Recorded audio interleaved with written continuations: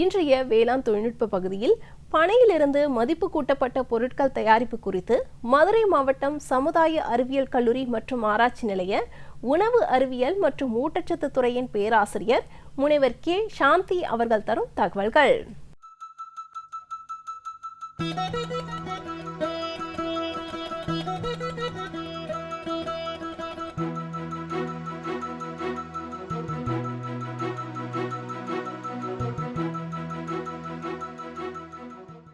இன்றைக்கு நாம் பனையிலேருந்து கிடைக்க மதிப்பூட்டப்பட்ட பொருட்களை பற்றி காணலாம். அதில் பொதுவாக பனங்கிழங்கிலிருந்து என்னென்ன மதிப்பூட்டப்பட்ட பொருட்கள் தயாரிக்கலாம் அப்படிங்கிறத பற்றி இன்றைக்கி உங்களோட பேச வந்துள்ளேன். பொதுவாக பனை நம்மளுடைய பாரம்பரியம் மற்றும் கலாச்சாரத்தோடு தொடர்புடையது. நமது பண்டைய இலக்கியங்களிலும் பொதுவாக சங்க இலக்கியங்களிலும் 8 தொகை 10 பாட்டு மற்றும் திருக்குறள் போன்ற இலக்கியங்களில் இதனுடைய பனையை பற்றிய குறிப்புகள் நம்ம காணப்படுகிறது. பனை நம்மளுடைய தமிழ்நாட்டின் மாநில மரமாக கருதப்படுகிறது.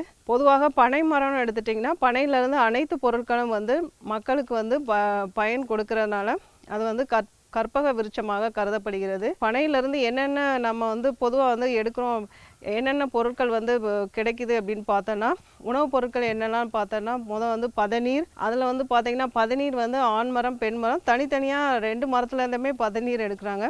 அடுத்து நொங்கு பொதுவாக அது ஒரு வைட்டமின் சி நிறைய ஆன்டி ஆக்சிடென்ட் நிறைஞ்ச ஒரு பழமாக கருதப்படுகிறது. அது பொதுவாக நிறைய மருத்துவ பண்புகளை கொண்டுள்ளது.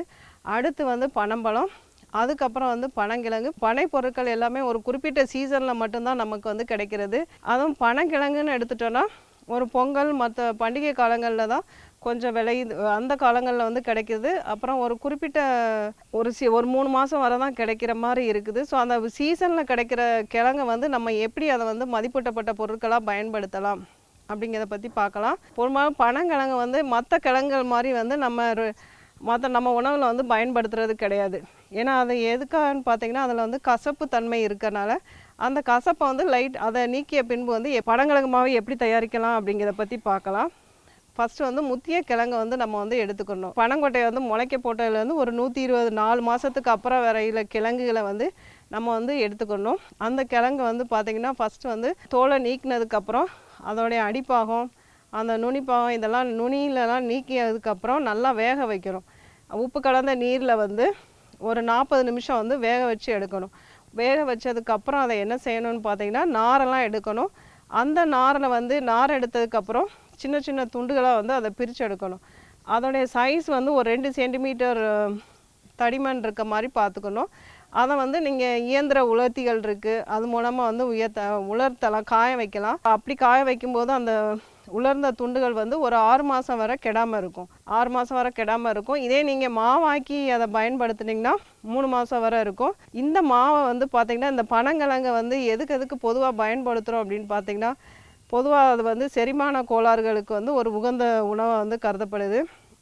வாய்வு அதே மாதிரி செரிமான பிரச்சனை சம்பந்தமாக அதனால் கல்லீரல் அந்த ரிலேட்டடாக வர செரிமான கோளாறுகள் அந்த பிரச்சனைகளை குணப்படுத்துகிற தன்மை அதுக்கு இருக்கறனால அதை நம்ம பயன்படுத்தலாம்.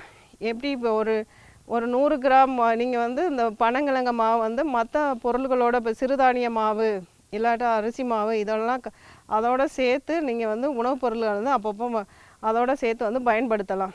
இப்போ ஒரு சிறுதானிய சத்து மாவு எப்படி தயாரிக்கிறது, இப்போ பனையிலேருந்து எப்படி பண்ணலாம் அப்படின்னு பார்த்தீங்கன்னா, இப்போ கம்பு சிறுதானிய முளைக்கட்டிய கம்பு மாவோட இந்த பனங்கிழங்கை சேர்த்து எப்படி தயாரிக்கலான்னு பார்த்தீங்கன்னா, கம்பை ஒரு 5 மணி நேரம் ஊற வைக்கணும்.